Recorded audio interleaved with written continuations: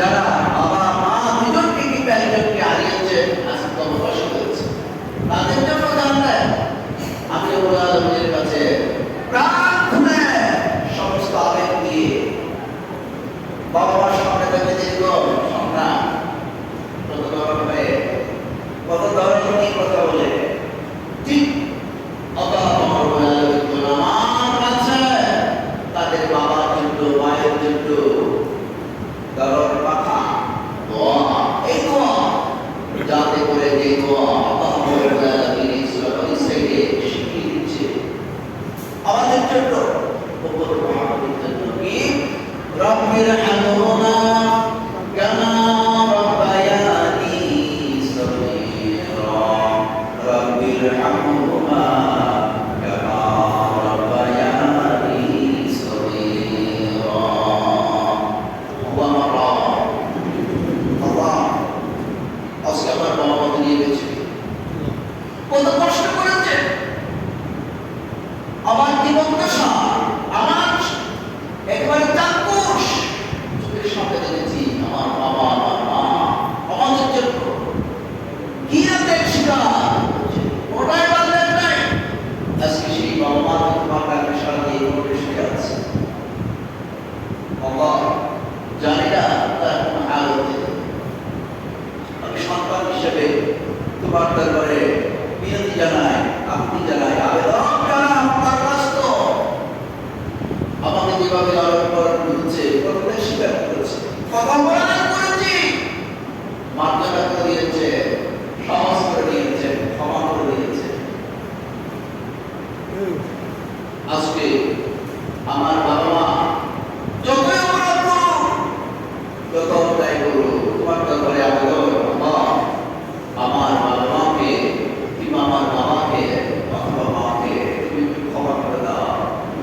তোমার রহমতের চাদর দিয়ে, তোমার রহমতের চাদরে, দয়ার চাদরে আমার বাবা মাকে একটু ঠাই দিয়ে দাও, আপন করে দাও, ছেড়ে দাও। এই দোয়া আল্লাহ রব্বুল আলামিনের দরবারে করার জন্য আল্লাহ আল্লাহর পয়গম্বরের মাধ্যমে তামাম পৃথিবীর সমস্ত মুহাম্মদীকে জানিয়ে দিচ্ছে। এই দোয়া পৃথিবীর কারো কোনো মানব দোয়া নয়, সেখানে দোয়া নয়, আল্লাহ পক্ষ থেকে আল্লাহ তাআলা আমাদের মাধ্যমে আমাদের মুহাম্মদীদের বিশাল একটা আমল। এই দোয়া যদি বান্দা আবেগ নিয়ে মন খুলে আল্লাহর দরবারে যদি বলতে পারে, আল্লাহ পাকের এই কালাম গ্যারান্টি দিচ্ছে, নিশ্চয়তা দিচ্ছে আপনার এই দোয়ার বদৌলতে, আমার এই দোয়ার বদৌলতে আমাদের বাবা মা যতই বড় ধরনের অপরাধ হোক না কেন আল্লাহ পাকের ক্ষমা তো আরো বড়। আল্লাহ রব্বুল আলামিন আমাদের বাবা মাকে ক্ষমা করে দিয়ে আল্লাহ পাকের জান্নাতের মেহমান হিসাবে কবুল করে নিতে পারে যদি আমরা আমাদের দোয়াটা শিরক করতে পারি।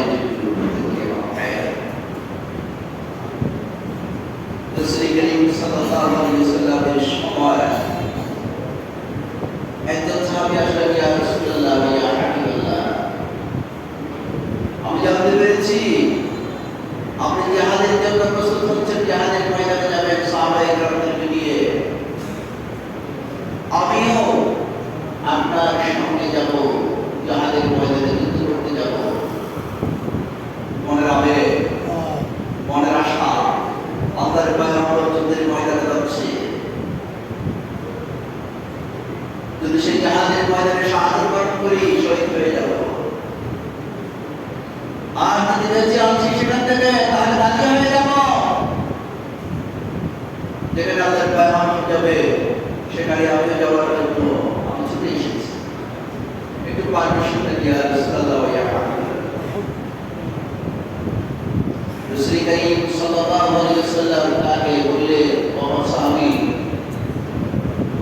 আমি বুঝতে পেরেছি তোমার মনের আশা, মনের আকাঙ্ক্ষা, মনের বাসনা।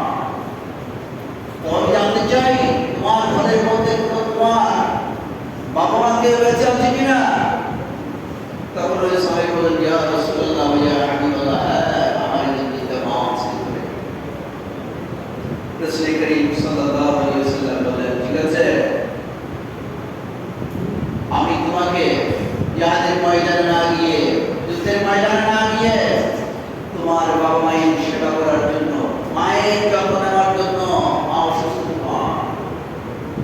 তোমার দরকার তোমার মায়ের এই বয়সে, এই বৃদ্ধ বয়সে যে কোনো সময় তোমার মাকে নিয়ে ছোটাছুটি করার দরকার হতে পারে, চিকিৎসার দরকার হতে পারে, প্রয়োজন হতে পারে। আমি তোমাকে হুকুম দিলাম এই অবস্থা